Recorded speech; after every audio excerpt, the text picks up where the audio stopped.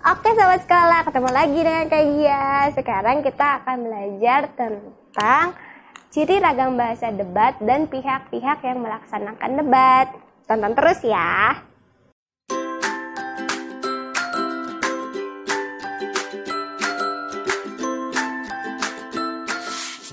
Nah sahabat sekolah, kali ini kita akan membahas tentang jenis debat, ciri ragam bahasa debat, dan pihak-pihak yang melaksanakan debat. Kita mulai dari jenis debat ya.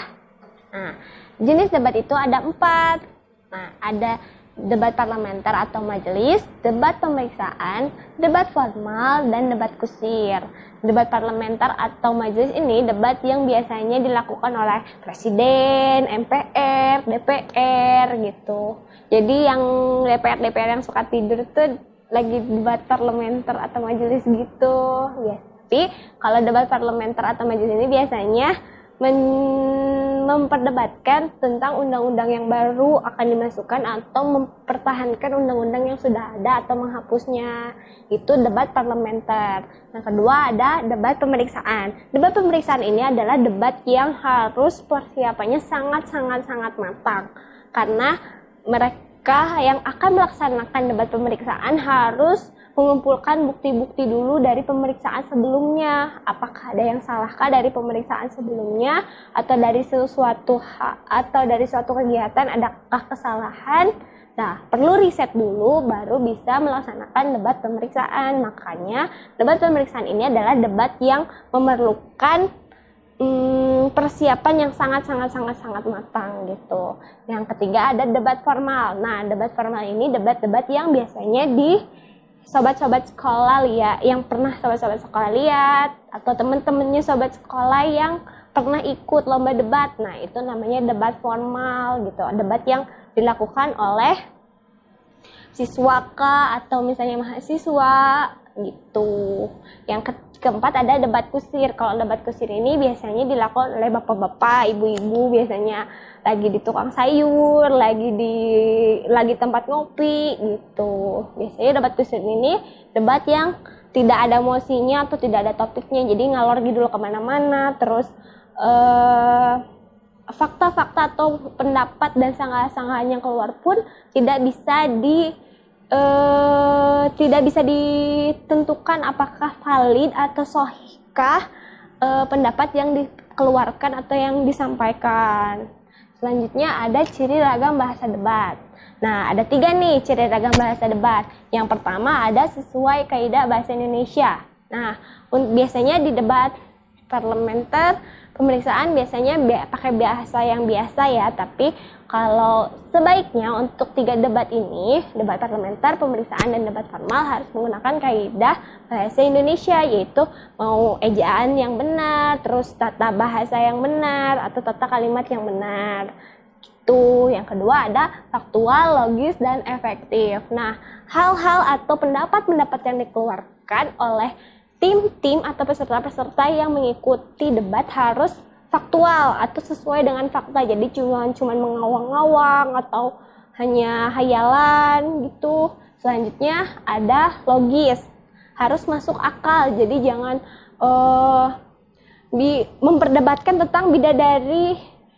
Kalau misalnya ada pelangi itu bidadari turun gitu dari langit. Nah, itu nggak logis ya gitu. Jadi misalnya memperdebatkan bagaimana terciptanya pelangi. Nah, ada yang secara logis, ada yang secara tidak logis, atau menggunakan cerita rakyat.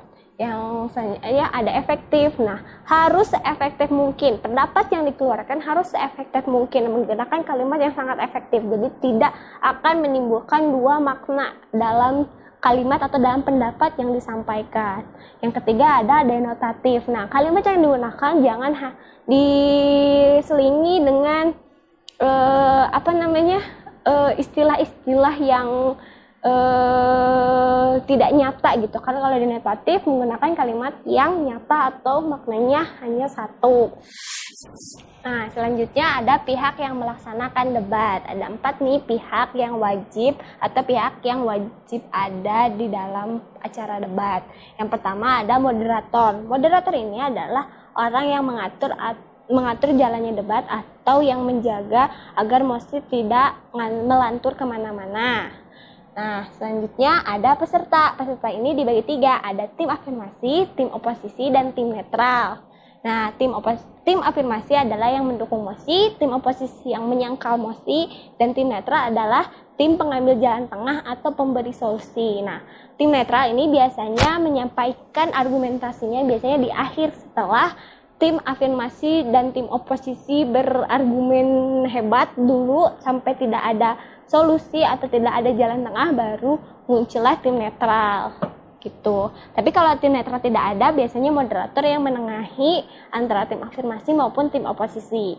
Yang ketiga ada pendengar. Pendengar ini dibagi 2, ada penonton dan juri. Sobat sekolah sudah tahu apa bedanya?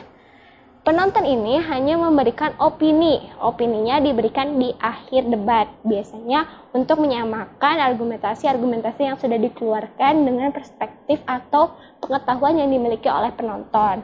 Selanjutnya ada juri. Kalau juri ini selain memberikan opini juga memberikan keputusan hasil debatnya. Siapakah yang menang, tim afirmasikah atau tim oposisikah. Selanjutnya ada notulis atau sekretaris ya, yang mencatat semua yang terjadi dalam acara debat. Mau itu gontok-gontokan atau sanggahan-sanggahan yang keluar walaupun dengan bahasa kasar pun, tim notulis harus menuliskannya secara real dan apa adanya yang terjadi di lapangan. Gitu sobat sekolah, sudah paham? Oke sobat sekolah, barusan kita sudah belajar tentang jenis debat, ciri ragam bahasa debat, dan juga pihak yang melaksanakan debat. Jangan lupa di-review lagi modul sama soal-soal latihan-latihan soalnya ya. Sampai berjumpa di video selanjutnya. Salam sobat sekolah.